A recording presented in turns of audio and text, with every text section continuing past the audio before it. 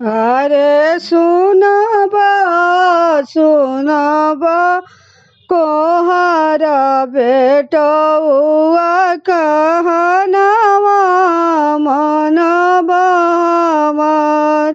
अरे आजू कौन बरुआ बेदिया बैठी है अच्छे अच्छे कलश ले आए।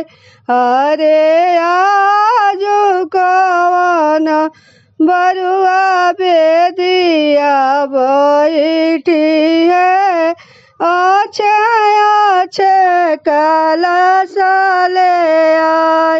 अरे लाला पियर ओहि में हरी हर लगाइया हीरा रतन जड़ाई।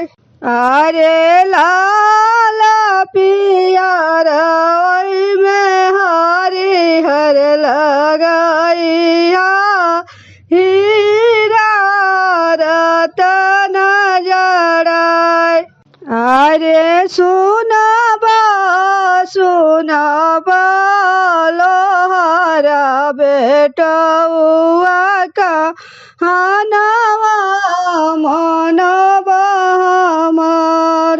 अरे आजू कौन बरुआ बेदिया बैठी है अच्छे अच्छे पीढ़ाई ले आए। अरे आजू कौन बरुआ बेदिया बैठी है अच्छे अच्छे खड़उआ ले आए। अरे आजू कौन बरुआ बेदिया बैठी है अच्छे अच्छे पीढ़ाई ले आए अच्छे अच्छे पटड़ी ले आए। अरे लाला पियर ओहि में हरी हर लगाइया हीरा रतन जड़ाई।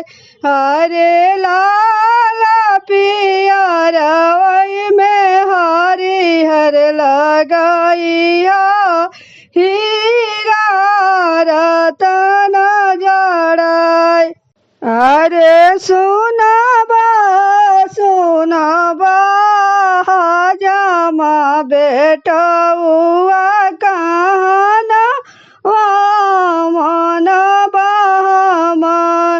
अरे आजू कौन बरुआ बेदिया बैठी है अच्छे अच्छे छुड़ावा ले आए।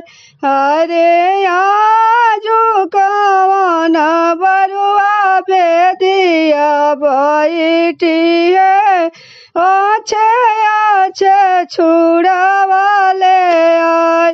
अरे लाला पियर ओहि में हरी हर लगाइया हीरा रतन जड़ाई। अरे लाला पियर ओहि में हरी हर लगाइया हीरा रतन जड़ाई। अरे सुनबा सुनबा पंडित बेटौआ कहनवा मनबा हमार। अरे आजू कौन बरुआ बेदिया बैठी है अच्छे अच्छे पोथिया ले आए। अरे आजू कौन बरुआ बेदिया बैठी है अच्छे अच्छे जाने हुआ ले आए। अरे लाला पियर ओहि में हरी हर लगाइया हीरा हरे लाल पियर ओई में हरिहर लगाई हा हीरा रतन जड़ाई। अरे सुनबो सुनबो फुआरनिया